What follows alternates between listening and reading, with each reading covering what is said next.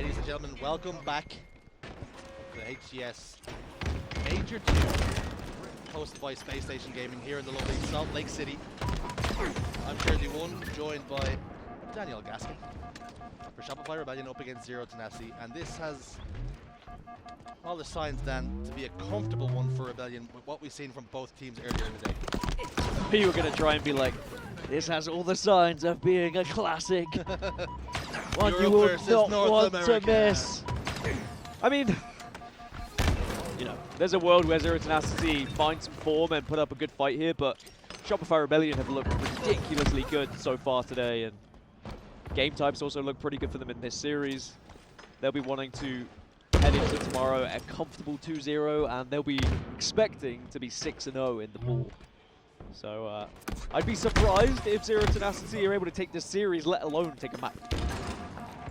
Oftentimes when you compare teams, it can be like apples and oranges, but I think the issue we have here is Zero Tenacity got beat comfortably by Cloud9, Rebellion beat Cloud9 in the similar vein. So you would think, okay, it should be an easy day out for Rebellion here in this series. Now, I'm open to be surprised, I'm open to change that narrative, but at the moment, Rebellion having the better of the early engagements. TchiK last man alive for his team, drops inside the hill. And LastShot will re-engage and get the kill. So now, map control for Shopify Rebellion, and it's exactly where they want it to be, over towards the hillside. He gets caught up in a fight, an awkward one against Royal 2, and loses that one. You've seen the 1v1 engagements, you've seen them go down, and unfortunately just not going the way of the Europeans. I think Z10 would have rather this series been first. Yes, absolutely. Get a little warm-up, play against the best team in the group, and then go at Cloud9. However, it has not been the case, and they'll probably feel a little bit flat coming into this one, because sadly, Shopify Rebellion just outmatched Z10 in pretty much every aspect of the game, whether it's individual teamwork, chemistry, history, length of teaming, doesn't matter. And I thought you were going through all the subjects in school. History, math, geography, math, RE. It's all there for Shopify Rebellion, but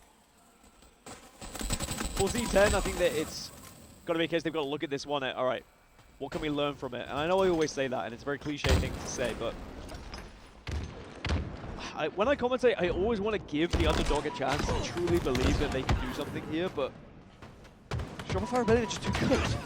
And I'd be saying the same thing with almost 90% of the teams at this tournament. It's nothing against Z10. It's more how good Shopify Rebellion have been. I mean, we spoke about it earlier in the day that when they went down to Cloud9, that perhaps what they're looking for is just to survive pool play.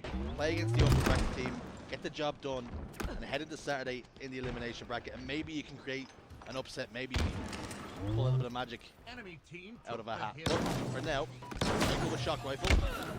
Whiffs on a couple of shots, and when a player like that does give you an opportunity, zMightys now has the shock rifle. It's time to punish Rebellion for giving you that weapon. TchiK down to no shields, and unfortunately, he gets taken care of as well.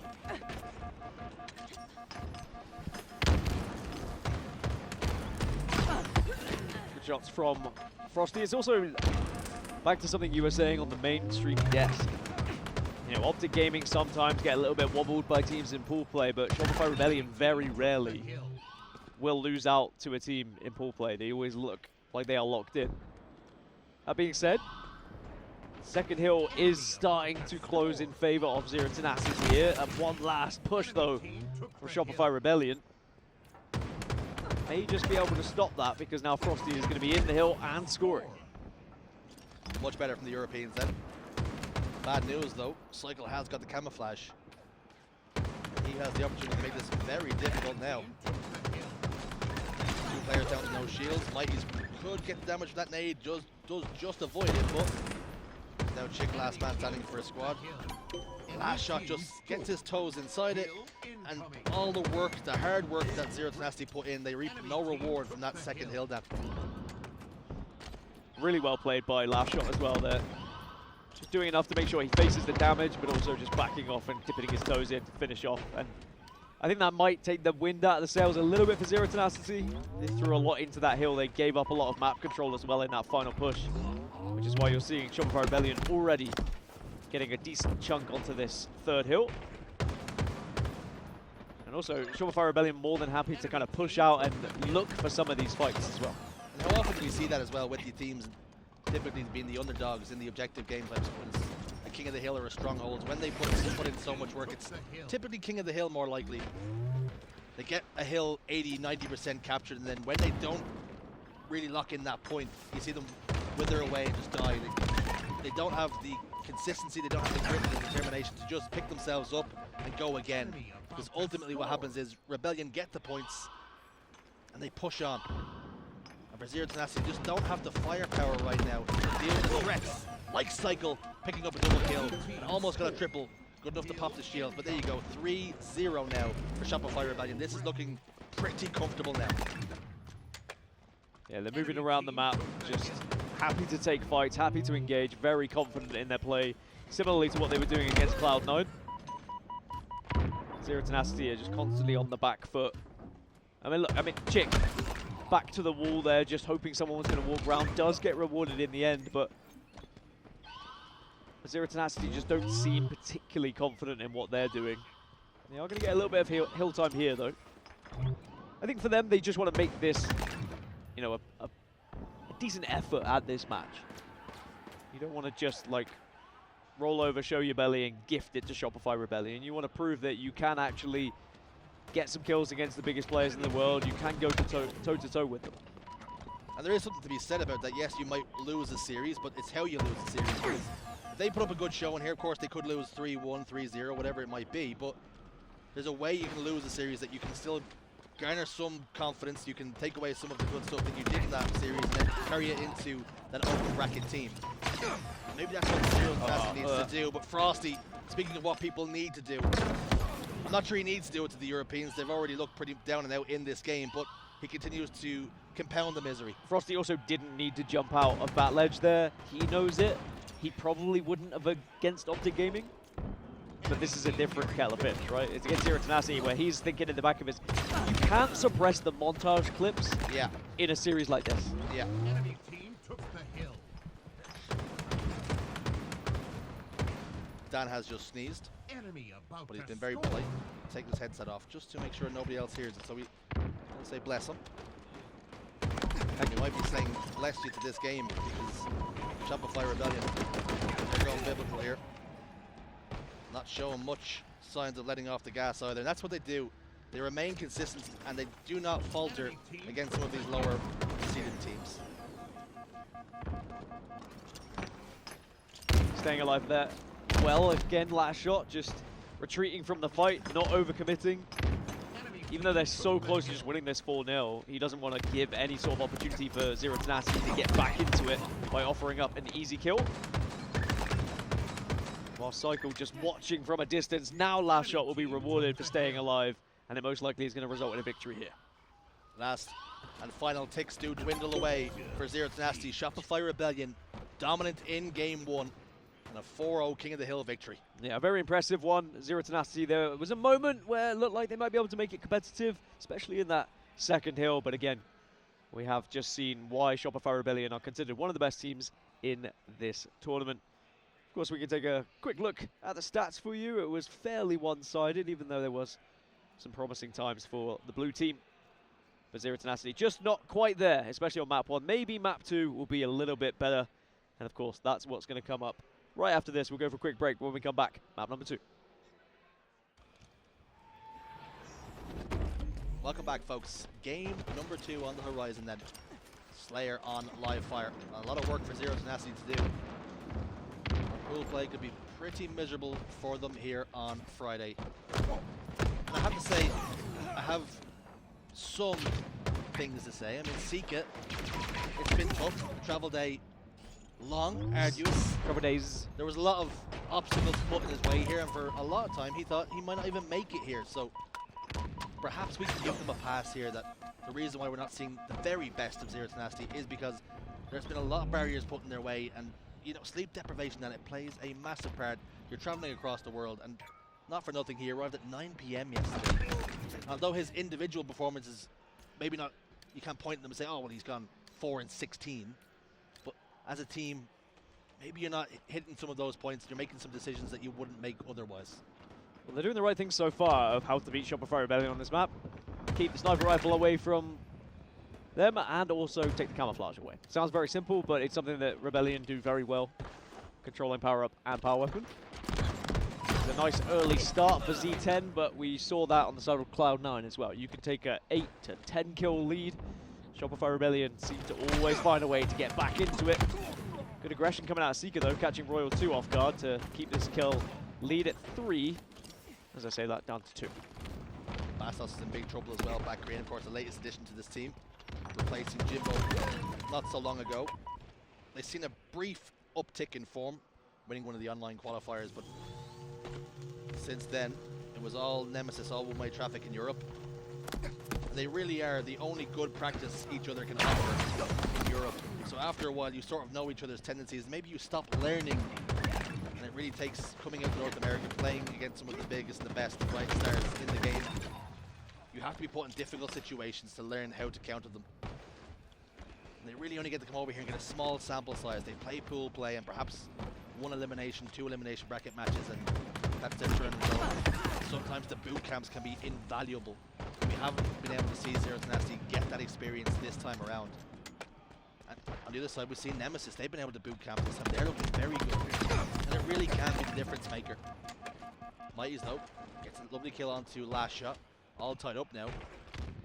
And with camouflage just popping up, Sica now with looking for the backstab. Cykul aware of it. He was waiting for him over towards the house. Good work done. Managed to keep the attention of the Shopify Rebellion man, and that meant that zMightys can slip away with the camouflage. Got to do something with it now, though. He is able to reposition, able to guarantee that kill, but now has somewhat given his position away. So Shopify Rebellion will be searching for him at this point. So it's about just trying to be a little bit of a nuisance, and he's done just that.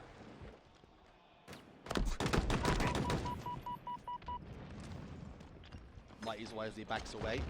Camouflage will no longer be an influence on the map, but he was able to get one, and more importantly, keep it out of the hands of Rebellion. You can keep the win conditions at a minimal, and as I say that, I see one's already found its way into the hands of Frosty. He could be about to make Tenacity's day go from bad to worse. They've got to try and find a way to nullify him or just avoid the angles that he's going to be picking up. Once you get the information of exactly where he's standing, you need to pivot and move your push out somewhere else. TchiK, that's perfect. Spots out the sniper rifle, not only spots him, but it's about shutting him down and minimalizing any impact he can have on the game, and they've done that there. Yes, he's really slowed the game down there and tried to allow for the TchiK flank, and it really worked out in shutting down that sniper rifle, and now gives them more freedom to move. TchiK again looking at trying to make a flank. This time he gets caught out. He is separated from the rest of the team, so now it does leave them in a 4 versus 3 here. Shopify Rebellion potentially can collapse. Sica at least gets 1, but make it 2, does get traded out, but still going to be a Shopify lead here, albeit a very slim one. If I was to be a little bit critical of what I just seen, TchiK went nest, got a kill. Sica got a kill elsewhere as well. And you would think that's your moment and your opportunity to push out and take some space. As moments ticked on and we've seen that actually Tenacity all died over towards house. They didn't push out and capitalize on the advantages in the space that they created. And it's little things like that that you would hope they would learn from. Because if they play against another team, even against a Nemesis, if they get those kills, they play that differently. But they freeze up and they slow down. And you just really hand the impetus over to a team like Shopify Rebellion. And they'll make you pay time and time again. Suddenly that very slim lead is starting to increase. We're at 5 now, and Tenacity give up another camouflage. And sadly, we are going to see Shopify Rebellion now really come to life. This is when they usually become their very best, when they're able to get every member on the other team down, take map control, and begin to pick them off when they know where those spawns are. The collapse is starting to happen. They're surrounding Tenacity here. TchiK may have got 1, but is it going to amount to anything except merely getting 1 or 2 on the board? How quickly a game can just spiral out of control. 8 kills, the point of difference now. Almost 10 at one point, but Tenacity keeping it lively. Keeping it within 1 or 2 wipes. The issue is, the longer this goes on, LastShot continues to roll forward and get kills at free, it would seem. very locked in for him is, like you say, Dan, when it gets to the mid-game, it's where you see Shopify Rebellion really light up and find that extra gear. It's like they work you out in the early engagements, figure out what it is you're trying to do, and then they start to implement a plan, capitalize it. And sometimes all it means is, we know we're better shooters than you, we're ready to go toe-to-toe. Team nearing victory. No worldy shot hit by BastosS, so it's going to be a sniper rifle handed back over. It's an 11-kill lead, and I think this game's pretty much done already. Trying to come back from this deficit against the opposition of Shopify Rebellion when they have a sniper rifle as well. Very unlikely. Not impossible, but also not probable. C10 are going to need at least a 4 down where they can actually capitalize and gain control of this map. Otherwise, this game's done. If they start trading off 1 for 1, even 2 for 1s, it's finished. And it must be said, what a baptism of fire this has been for BastosS. Typically, when he makes it and qualifies for these tournaments, he has to cut his teeth in the open bracket, but instead finds himself in pool play here. And he was supposed to be an improvement, it must be said, on Jim. We just haven't been able to see that. He hasn't had the opportunities to shine right now. 4, 7, and 12. And you can't even be critical because you're playing against the best in the game. And these are the matches in the series that you learn the most. You almost have to take your licks to come back stronger. And no disrespect to BastosS, but when I look at some of the names, the other names of European players that are on like the 3rd seeded team, for example, I do kind of scratch my head a little bit and say, are any of them a better fit? If not, just experience-wise. Because BastosS did struggle a little bit against Cloud9 as well. And I will reserve my full judgment until we've seen them compete against the open bracket team and how this tournament does resolve. So I don't want to be too harsh on him, but it's hard to stray your eyes away from how he's been performing just because he is the newest player. You're always going to look at the newest player and how they've been acting. And I do hope that he can have a couple of better games to get some confidence under his belt. Maybe that's all he needs, just to find a little patch of form here. Won't be coming in game 2 of this Slayer.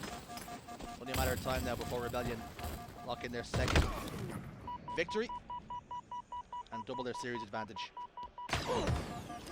As we head towards the late game, making it a little bit more difficult. 6 kills a difference, but you really feel like Rebellion are too strong to throw this one away. Even if they lose a couple of kills here, they will just slow things down and grind out the result, such as their experience. What they're trying to slowly do now is close in on them as 2s just so that they can guarantee these final kills. They're surrounding C10 and they will succeed with a grenade and close out game 2, 50-43. So Shopify Rebellion do double their lead. Zero Tenacity, it's, you know, only a 7-kill difference. It's not the worst effort in the world, but again, was that their chance to find something in this series? Well, it's always difficult when you look at Slayers because you want to figure out, is it 50-43 close? Right? Like 50-45, kind of close. 50-43, where is the threshold where you say that was a pretty dominant victory? I'd say anything 10 kills above is dominant. Yeah. 7 is a solid game. Respectable. Yeah, it's definitely respectable. Anyway, that's game 2 done and dusted. Of course, game 3 is going to be coming our way shortly. We'll see you soon. Round 1. Welcome back, folks, to perhaps the conclusion of this series. Shopify Rebellion up against the European team, Zero Tenacity, and so far it's gone the way you would expect. The higher seed, Shopify Rebellion, made it look pretty comfortable in maps 1 and 2. Oddball on the horizon now, and this is typically then where you separate the wheat from the chaff. Game mode heavily influenced on setups, controlling spawns, and you would imagine that Shopify Rebellion should have this in their wheelhouse to complete this clean sweep. Shopify Rebellion usually very good at obble streets, and you know, even if Zero Tenacity can get some kills on the board and go toe-to-toe in terms of just slays in general, I think that's where the game's going to be won or lost, is just through setups and breaking setups. I think it will take Zero Tenacity a little bit too long to break those setups when they do come through, whereas Rebellion are going to break a lot faster. That's if Zero Tenacity even get the chance to set up. This is going to be their best chance. They've been very hot out of the gates every single game. Their starting strategies are down. And I think that happens often with newly formed teams. Is one of the main things you go over. I remember when I was competing, one of the first things we go over is, all right, what are our starting strategies on every map? Like, let's make sure we've got those down, and those can be perfected. You can also research what the other team's going to be doing so you can counter what they're doing. But it's very difficult to practice being in the game for setups that, even though you're going to have traditional setups, they can change very quickly on the fly. Well, it's one of those things where, although games have patterns, no one game is ever the same. You can't predict what's going to happen. So what you can control is your starting strategy. And after that, you kind of have to figure it out as you go. You can have what you want to do and what your ideal setup is, but oftentimes teams will counter that and not allow you to do what you want to do. And that's another thing about this team of Zero Tenacity is, like, look at that roster and you tell me who the leader is. And they'll have a leader. Yeah. But you look at those 4 players and you think about all of the teams that they've been on. Well, I'm thinking the most vocal is probably Sica, Probably. but I can't say that with certainty. But, I mean, if you look at the teams that Sica was on, he wasn't the IGL, or at least didn't sound like it when I was in listenings. I mean, my French isn't great, but you can still kind of tell who's kind of calling the shots, who's the most vocal. And in Halo, you don't necessarily get IGLs always calling, like, this is where we're pushing. Like, you kind of allow the team to do what they do. It's not quite the same as other FPSs, especially like tactical FPSs, where IGLs are far more prominent. But at the same time, you do need someone who can just grab the rest of the team by the scruff of the neck and say, all right, come on, what are we doing? We need to set up with this. This is how we're going to break it. And I do worry that Z10 maybe doesn't quite have that. Not yet, anyway. I think it's right that you typically compare it to other FPS games like the tactical genre. And you can't really, as an IGL, micromanage your team. It all has to be macro, and you have to rely on your teams that when they get to their 1v1, you will be the one that hits the shots and wins the engagements. And although it's not always coming down to we lost the game because of a piv, multiple pivs, they do matter. The more you lose, the more they get stacked against you. You lose a camouflage, which leads to a stock rifle and a camouflage. These win conditions can very quickly rack up against you. But as we waffle along, Dan and I continue to spit some jargon. Zero Tenacity are the ones in the lead in this round, but we've seen this before. Rebellion work you out, they grow into the game, and then once they crack the code, they don't look back. Yeah, and they start to create that safe place and require you to crack the code instead and try and break that setup. They do get an opener onto Cykul, but he's already respawned. But now they push over, they'll take down LastShot. So they are finding these stragglers, but all the meanwhile, this ball is being rotated over, it's being moved around, it is still scoring. Good movement from Frosty to keep the ball away. Again, just by small rotations and good map awareness, you can gain a good amount of time here.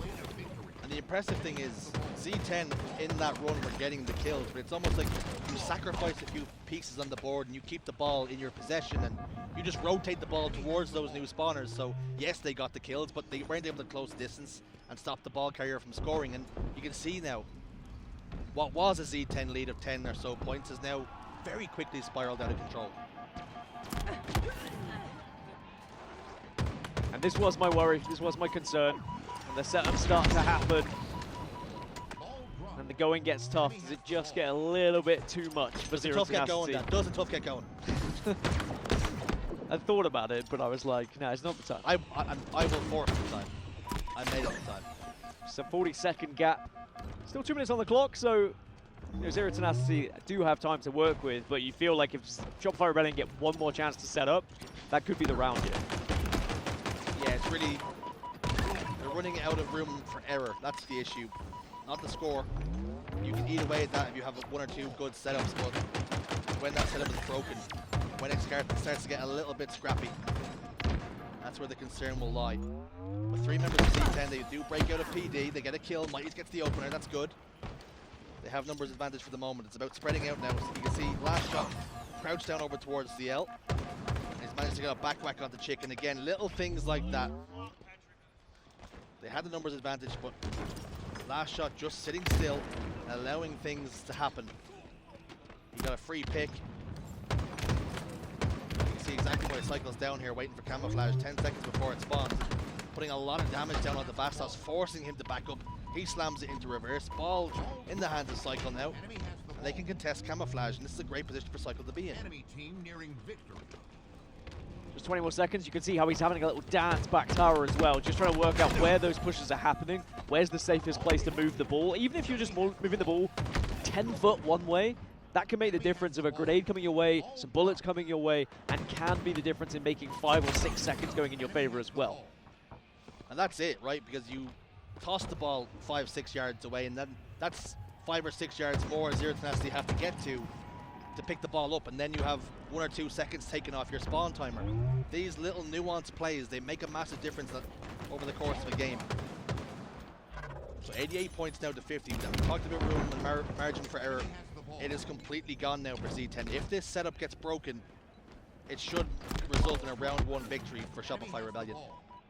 Yeah, you have to log it down now if you're Z10. Royal 2 has just been able to creep through here, but Sica did see it, so TchiK's able to double back.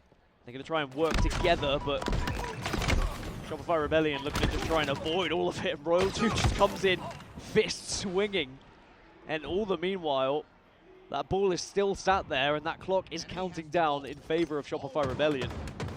Zero Tenacity do notice that, pick it up, but Cykul was waiting in the wings here just to try and capitalize on some free damage, and boy does he. Finds the one on zMightys, and now he'll continue to push. And it's clever from Rebellion because they recognize that now Z10 are forced to almost play 3v4 every single turn. As well, there was 2 minutes on the clock, what felt like just a moment ago. That time has been completely gone. You said time won't be a factor, there's plenty of it for Z10, and all of a sudden there just isn't that time. It's dwindled away. All 4 guns up for Shopify Rebellion now. They can just wait for the Z10 push. Like lambs to the slaughter, they come inside house, or inside tram, excuse me, but it's too little too late. Rebellion, round 1 victory. Round 1 in their favor. I will give credit to BastosS there. In those dying moments, he put his life on the line, tried to get to that ball. How many times have we seen players just give it up and say, all right, well, I mean, my stats look a little bit better by not going for that one. That does frustrate you. It really does. I hate it when someone tries not to win. You know, again, I can maybe go back to a card game we played last night where Tony just didn't want to win, was happy for someone else to win. I can't speak ill of Tony because I was the one who was the beneficiary of that. Did benefit. I won the game. That being said, also BastosS having a better game here, so if he does watch this back, which I'm sure he will, I meant no disrespect, and he has really showed up in this 3rd map to say that, you know, he can hang, even in the bigger games.